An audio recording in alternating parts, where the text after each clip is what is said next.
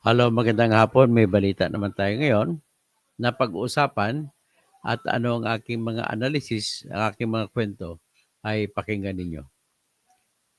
So, ang ating pag-usapan ay walang iba kundi itong disqualification case na nauna na sinampa kay Erwin Tulfo.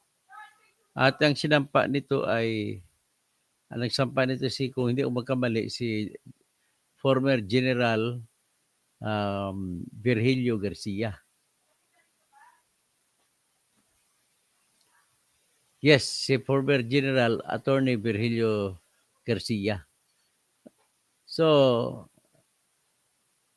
ang dahilan na ginamit ni General Garcia sa pagpa-disqualify sa mga 5 tulpo ay political dynasty.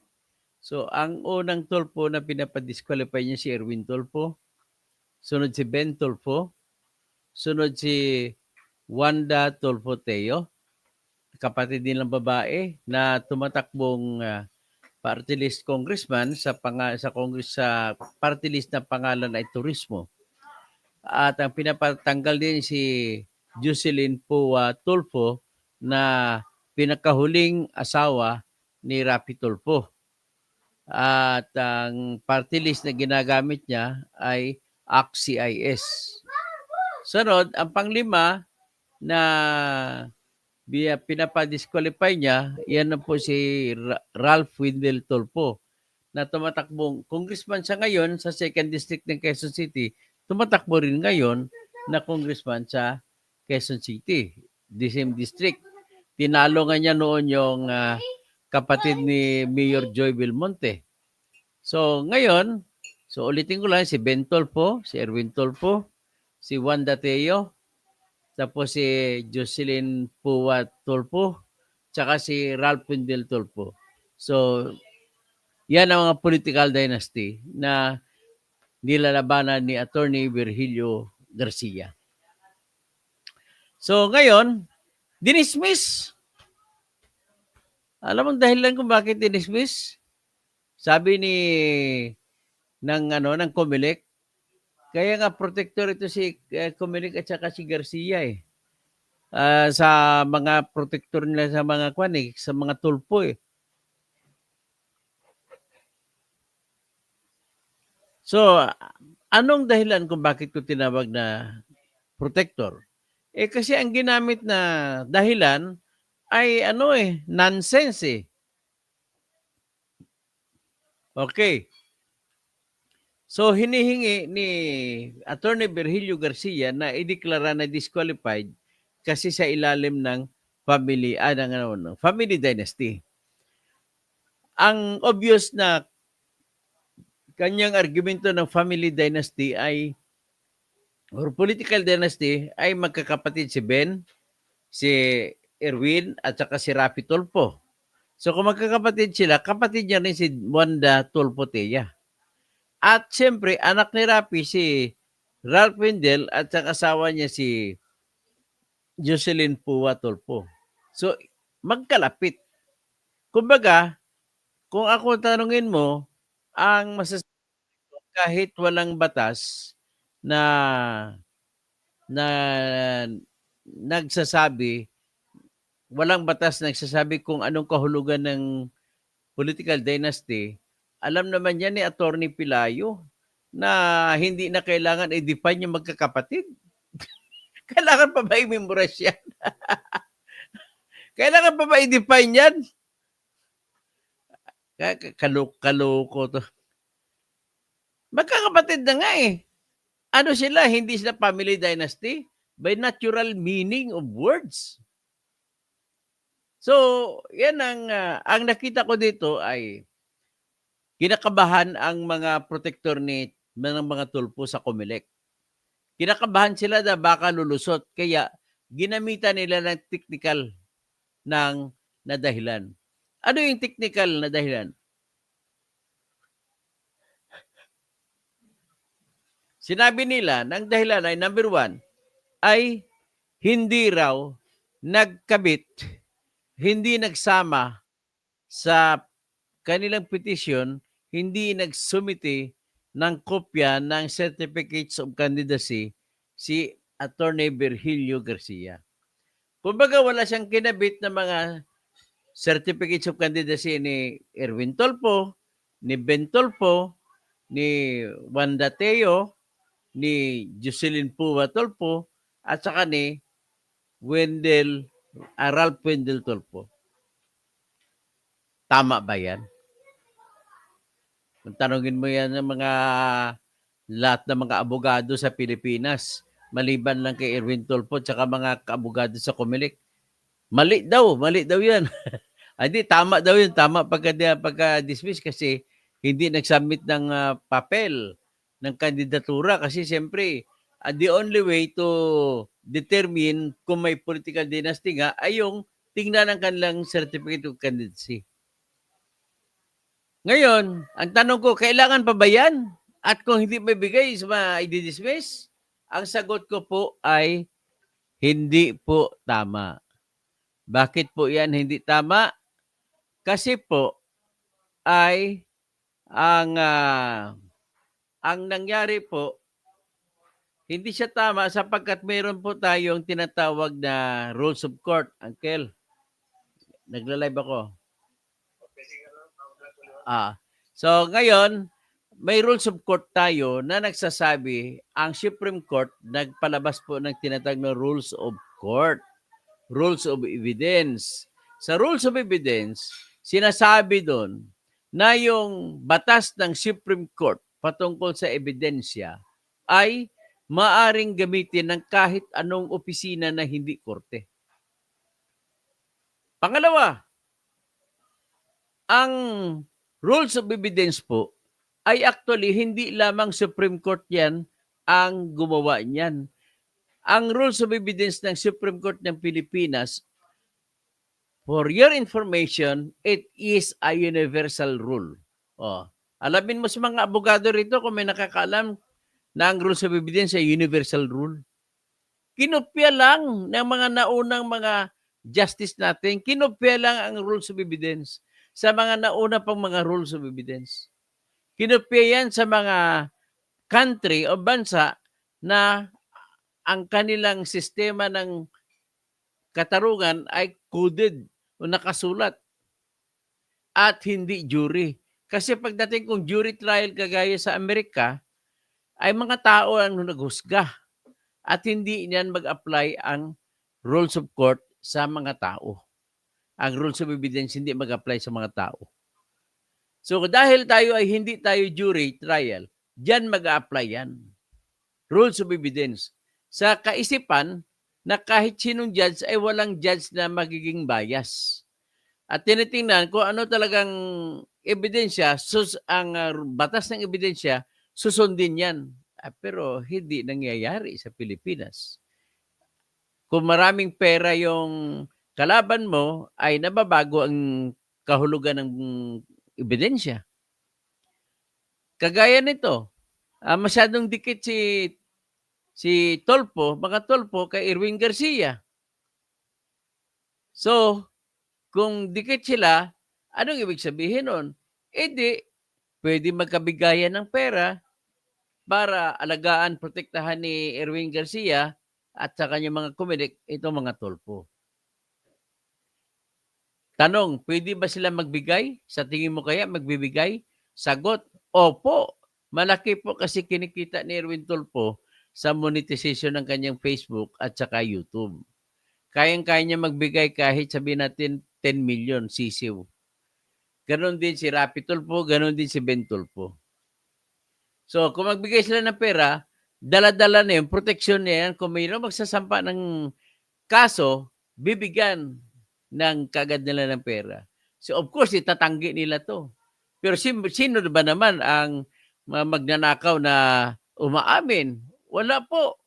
Si ano lang, ang alam ko nagnanakaw ng buwis na umaamin. Isa lang, si Zacchaeus lang. So ngayon, sa batas ng ebidensya na universal yan, nagsasabi, Rule 132.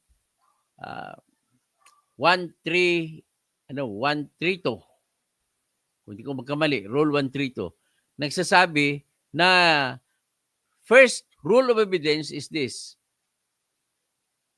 ang korte o hindi man korte, basta may trial, ay obligado na tanggapin bilang ebidensya ang mga, number 1, mga record sa opisina mo. Kung ikaw ay kung ikaw ang opisina ay korte, mga record sa korte mo, obligado ka na sabihin mo, na gamitin mo yung may ebidensya ka na gano'n. Kung COMELEC ang pag-usapan natin, ano ang mga dokumentong hawak nila? Kung COMELEC ang pag-usapan natin, ang mga dokumentong hawak nila po ay certificates of candidacy ng lahat ng kandidato sa buong Pilipinas. So ano ibig sabihin? Ibig sabihin may katwiran ba yung COMELEC sa pagdeklara na binasura nilang petisyon ni Attorney Virgilio Garcia ng dahil lamang sa isang rason, dahil hindi siya nakapagbigay ng Xerox copy o certified copy ng certificates of candidacy ni Ben Tolpo, Erwin Tolpo, Jocelyn Puwa Tolpo, si Ralph Pindel Tolpo, at saka si Wanda Tolpo Teo. Hindi na po nila kailangan i-require na magsumiti ng ebidensya ng certificates of candidacy ang mga nagsasampa. Bakit po? Kasi ang may hawak naman ng mga original ang COMELEC. Naku. Judicial notice na yan sa kanila. Hindi na yan pinag-awayan pa. Kasi hawak nyo yung mga certificates of candidacy, hindi nyo pwede sabihin na i-utos nyo pa sa magsampa ng kaso na magsampa rin kayo ulit ng kopya. Eh di, yung ako lang ang nag-request ng certified copy sa inyo, mahigit isang linggo bago dumating. Basta iyan pong isang dahilan na ginawala. Di ba walang kakwenta-kwenta? Pangalawang dahilan ginamit nila ay hindi raw nakapagbigay ng kopya si General Virgilio Garcia. Hindi niya nabigyan ng kopya si Wanda Teo, sila ni Erwin Tolpo, sila ni Ben Tolpo, at saka si Wanda Teo, at saka si Ralph Wendell Tolpo. Lahat po sila ay may kopya na ng COC o Certificate of Candidacy nasa COMELEC na. All that is obligated for the COMELEC to do is to get their own records and make it part of the records of the case. Hindi pwede sabihin ng mag-istrikto ang regional ang COMELEC sapagkat dapat nilang tingnan ang lahat ng mga records nila. Hindi nila pwede itanggi yung records nila ng mga COC. So, ganun po ang dahilan. Yung isa, hindi naman daw, ang dahilan nila kung bakit binasura ay hindi raw napadalhan ni Attorney General Virgilio Garcia ng kopya ng kaso, ng petisyon, yung mga Tolpo. Oy, Mr. COMELEC, mukhang mali po ata sa proseso yan. Unang-una, hindi namin alam ang address ng mga kalaban. Bakit mo kami i-require? Pangalawa, initiatory pleading yan. Pag sa Supreme Court, pagkakorte, ang magsusumos, ang magbibigay ng kopya ay sumos ay mga taong na inventaryo. So with that, klarong-klaro na talagang sinasamantala kung ano yung kakulangan teknikalidad, ginagamit nila ni George Erwin Garcia, Mujica Garcia, at sa mga kasama niya. So hanggang dyan lang muna tayo. Basta ang masasabi ko ay protector ng mga tulpo si Erwin Garcia. Okay? Rodolfo San Jose, good afternoon. Si Hermes Polioso, good afternoon. Tapos, Cesar Balmaceda, Joseph Adams, karma ka na kalbo. Katapusan mo na. O ganun ba? Ano, kakasuhan kita ng death threat? Katapusan mo na? Ang problema, ang pangalan mo dito, hindi naman ito totoong pangalan, Joseph Adams. Anyway, ipadig kita sa NBI. Sige, maglalaro tayo. Tatawag ako ngayon sa PNP Anti-Cybercrime Group. Ipapadig ko ang pangalan mo, Mr. Joseph Adams. At kung malaman ko totoong pangalan mo, di magdasal ka na magbago isip ko. So, Yannick Ordovez, basta pera, bulag yan. O yun, bulag ang mata ni Joseph Adams. Kasi bigay siya ng pera ng troll niya eh. Tapos si Yannick Ordovez, si Christopher Talabucon, si Bungabong Jason, si Joseph Adams, sabi ko na sa iyo, walang butas sa political dynasty.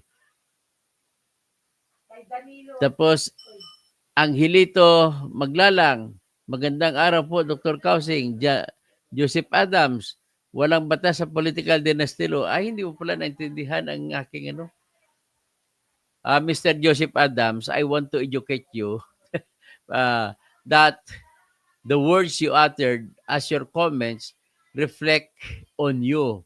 They tell how intelligent you are.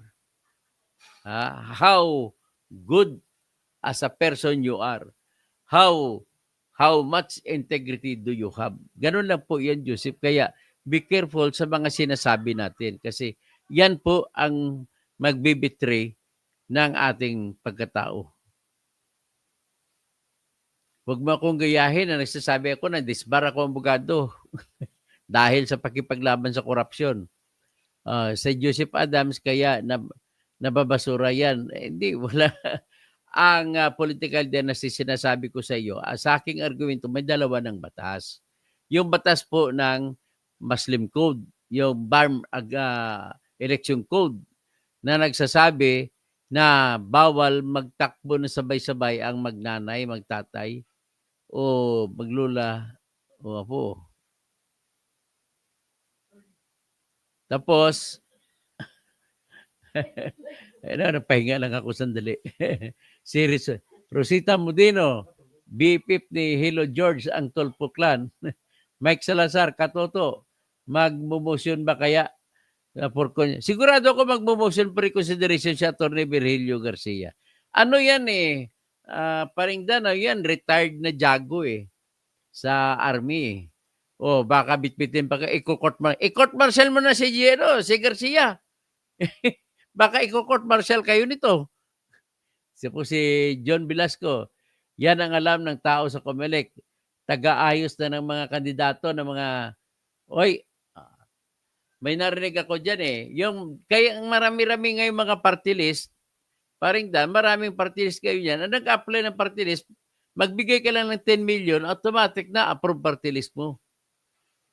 Pangalawa, kumuha ka ng mga abogado ng kakampi nila. Yan ang batas nila dyan.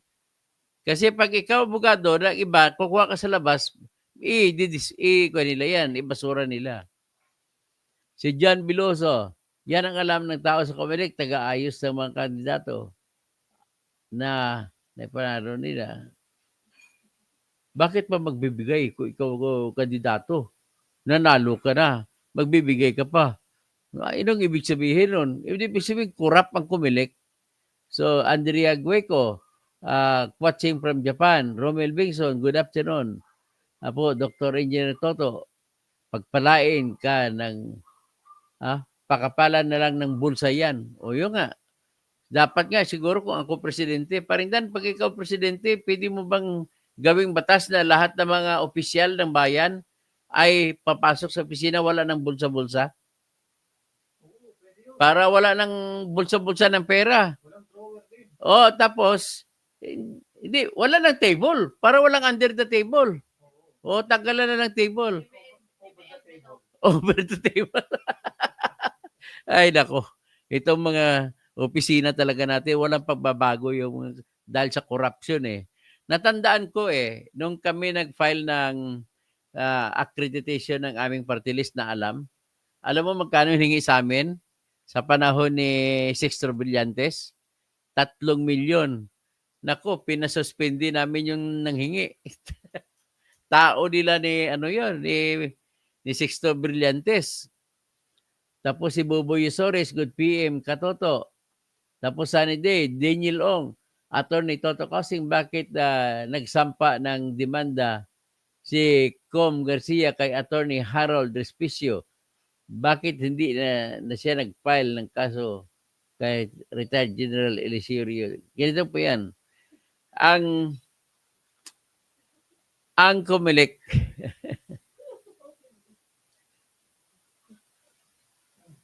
dali, nawala tuloy ako sa aking mga kwento.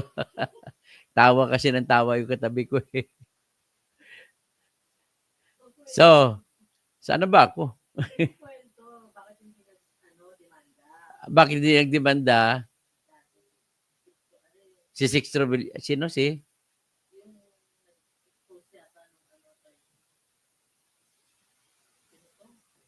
Hindi, ulitin ko na lang kasi nawala ako sa tunog, sinantok ako, pasensya na.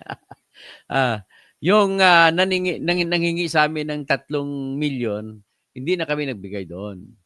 So ngayon, umakyat kami sa Supreme Court kasi binasura ang aming petition for accreditation.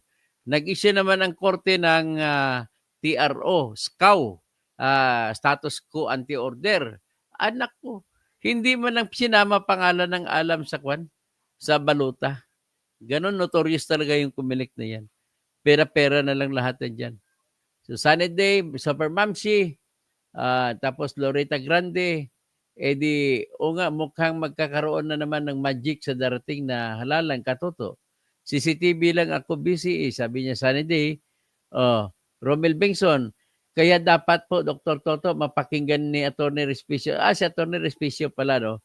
Ganito, gusto ko lang i-discuss ko shortly si Atty. Respicio.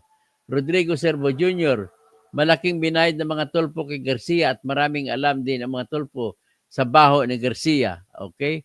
Rodo Saruna, COMELEC is the worst no enemy of the people. Democracy in the Philippines at daming palusot sa kasinungalingan. Tapos soothing and mediation, dapat maapila yung nagsampa ni disqualification. Loretta Grande, Noel Dacara, Philly Aguilon, tapos Jose Abinguna, tapos si Amy Cooper, Nice David, Nico David. O Nico, kumusta ka na, Nico?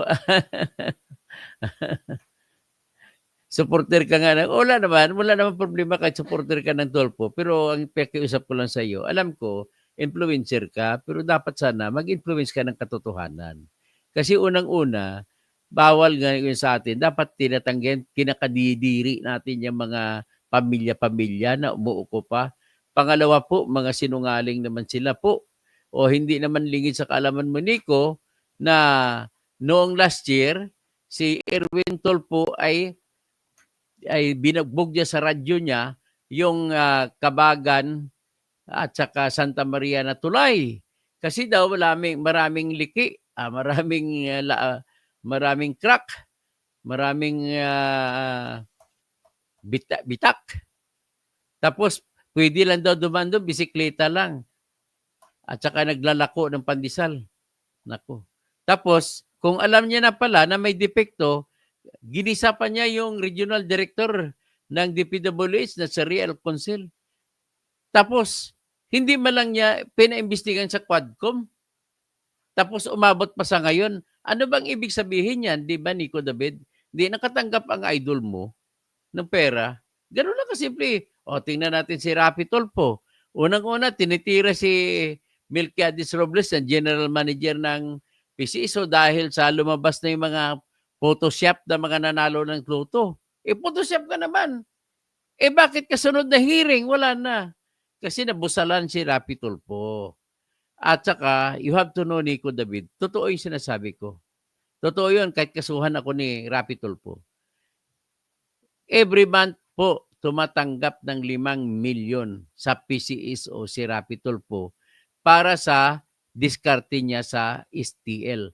Kasi kung hindi magbibigay, ay ipiprivilege speech niya at tawagan niya mga pulis at ipapahuli ang mga STL. 5 milyon po galing sa PCSO ang tinatanggap niya. Kahit na dumating pa noon siya, no, si Royina Garma, kinunan niya rin yung 5 milyon yan. Tapos si Erwin Tulfo, tsaka si Ben Tulfo, si Ramon Tulfo, tsaka si Rapi Tulfo, binibigyan ng tig 2 milyon kada buwan sa STL ng king ng hari ng STL sa Pangasinan na si Cesar Kiambao. Yan po ang katotohanan. Tapos pati Pierya, hindi nakaligtas sa kanila, kinukunan din nila yan kada linggo. Pati yung sakla, kinukunan nila.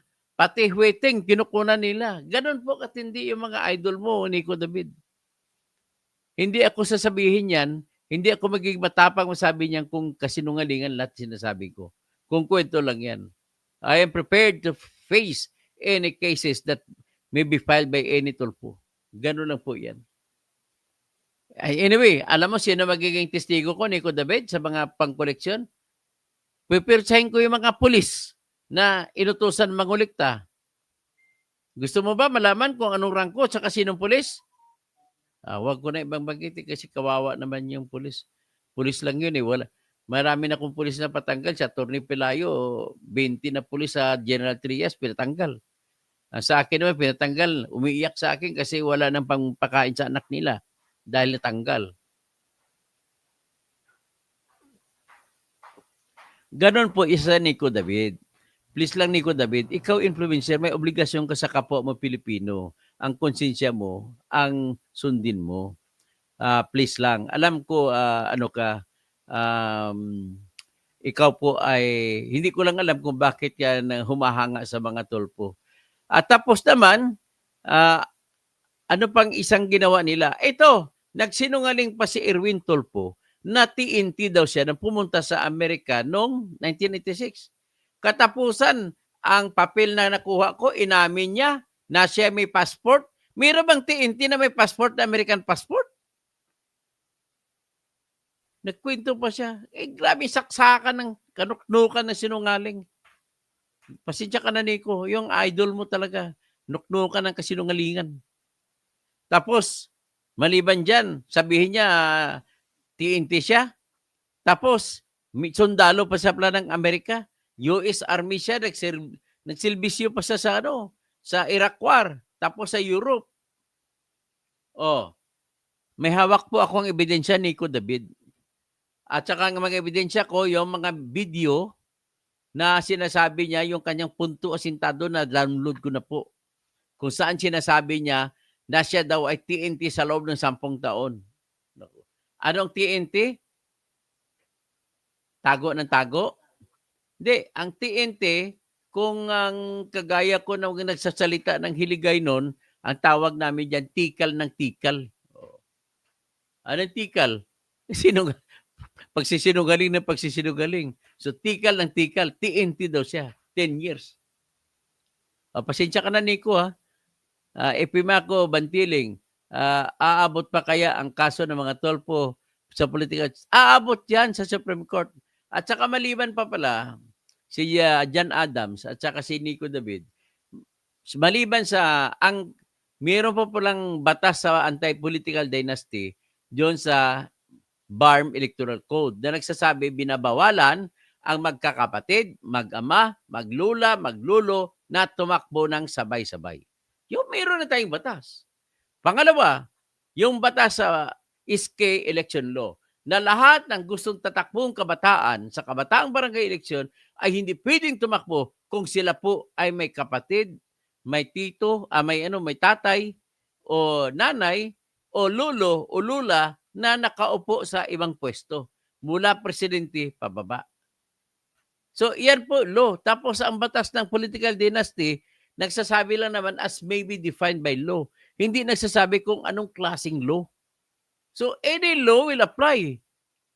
Oh, ngayon para maniwala kayo sa akin, i-recite ko, memorize ko yung mga batas, eh.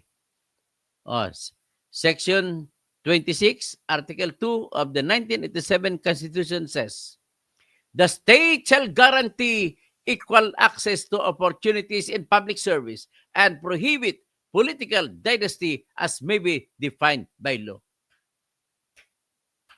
Ang word, operative word, mga abogado nakikinig sa akin, ang operative word po ay may, M-A-Y.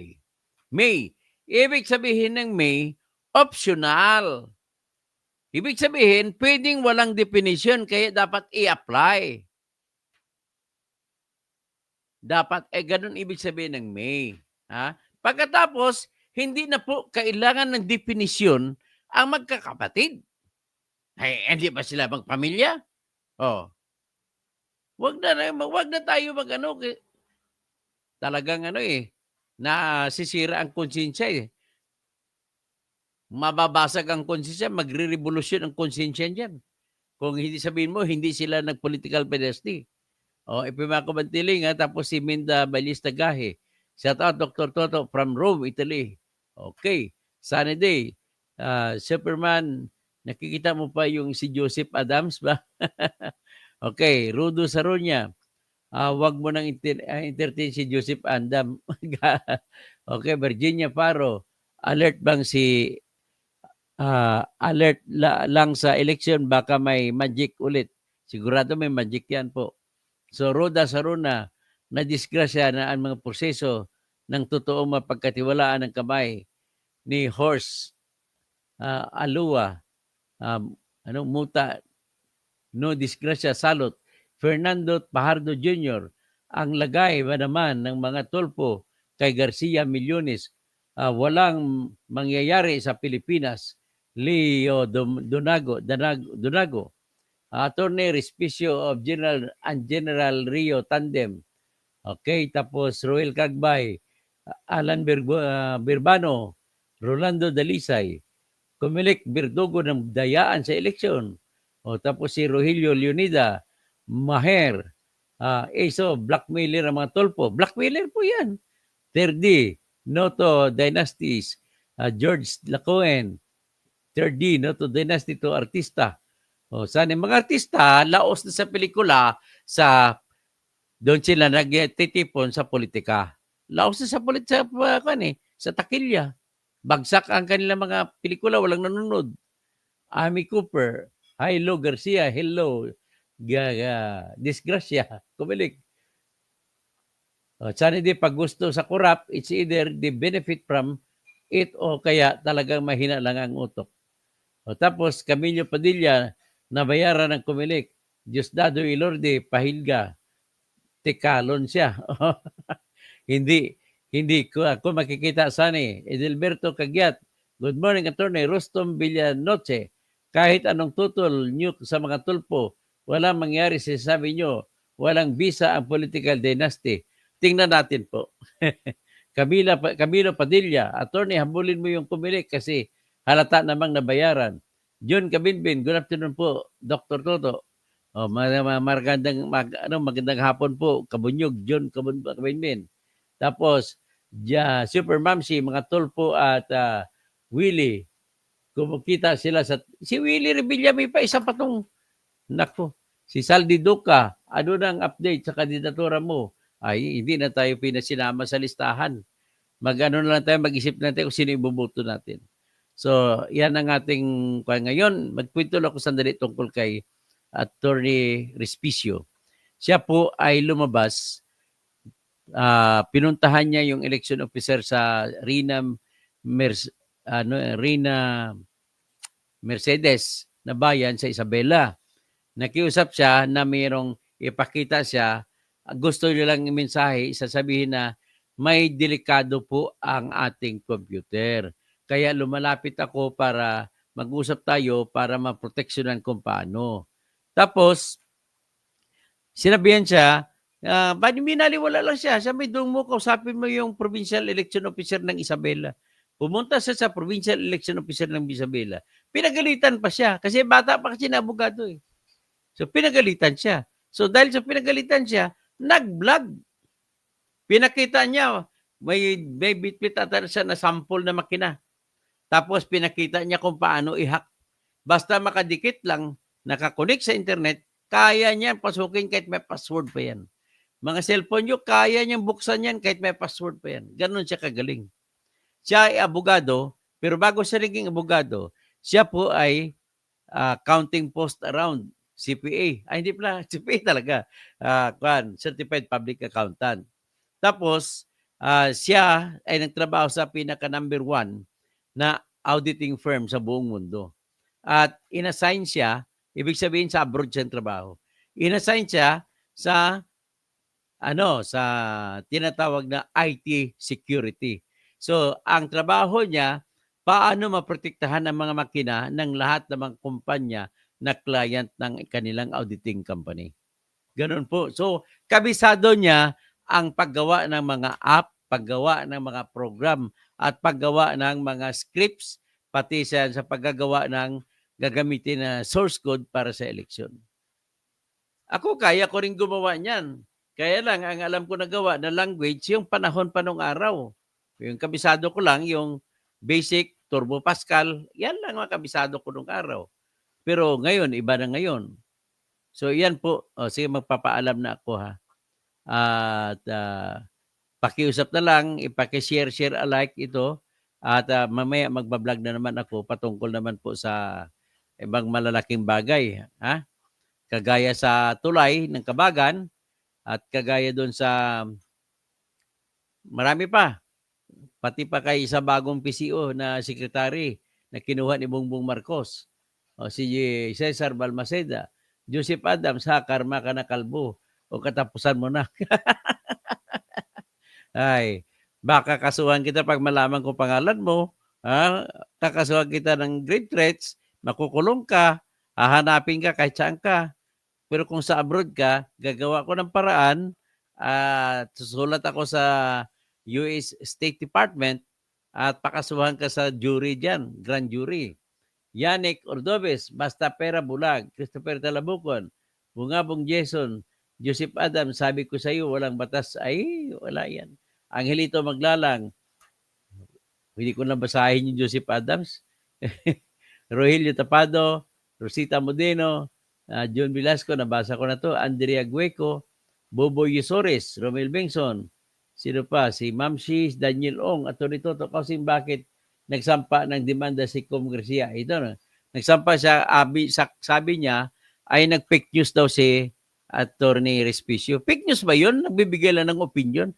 Kailan ba mangyayari na fake ang opinion? Sige nga. Ang news po ay iba. Balita yun. Detalye yun. Ang opinion, iba. Kung anong masasabi mo sa mga balita. Ay, nako. It seems that you do not know the difference between the two of them. Ay, nakausap ko na po si si General Eliseo Rio.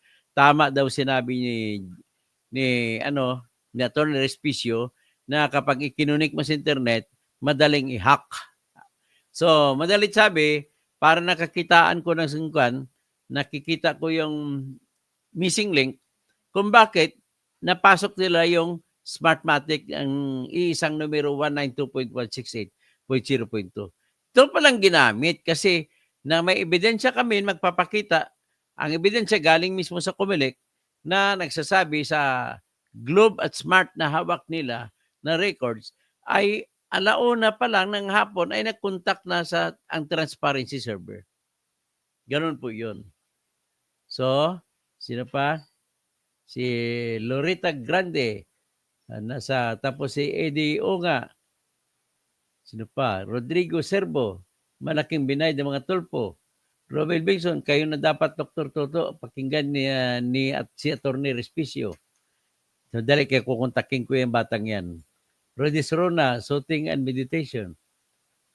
Tapos, Feli Aguilon, Noel Nakara. Okay, si Jose Abiguna, Hamik Ami Cooper. Sino pa? Nico David. Sorry, attorney. Supporter kasi ako naman Tulfo. O, wala akong magagawa kung hindi mo mabago ang isip mo. Pero bumababa po ang tingin ko sa iyo, Nico. Kasi ibig sabihin, bakit hindi mo nakikita yung mga mali nila? Ba, ganun lang kasimpleng tanong ko. Ipimako ba mantiling, abot po kaya ang kaso ng mga Tulfo? Abot yan. Minda Balista Gahe, Sunny Day, Roda Soronia, Virginia Faro, alert lang sa eleksyon, baka may magic ulit. Roda Soronia, Fernando Pajardo Jr., alagay ba naman ng mga Tulfo kay Garcia Millones? Oo, Millones. Leo Dinago, Attorney Respicio at General Trio, tandem dapat. Joel Roel Cagbay, Alan Berbano, tapos Rolando Dalisay, Rogelio Leonida, Terdi, Sanade, Rinaldo B. Santos, Camilo Padilla, Mamsi, Delberto Cagyat, Diosdado Ilardi Pahilga, sino pa? Rostom Villanoche, Alex Ulin,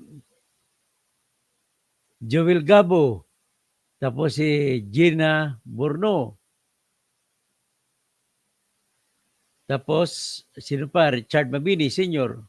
Marami pa, Pipito Duran, Carl McShort, tapos si Teddy Hamura Villarmino, Ponciano Calibara. Okay, magandang hapon po. Magandang hapon, George Erwin Garcia, Erwin Tolpo, Ben Tolpo, Wanda Tolpo, Teo, Jocelyn Pua Tolpo, Ralph Wendell Tolpo, at Rapi Tolpo. Mag-resign na kayo lahat. Ann Santos, good morning. Good afternoon pala. Okay, hanggang dyan na muna tayo ngayon.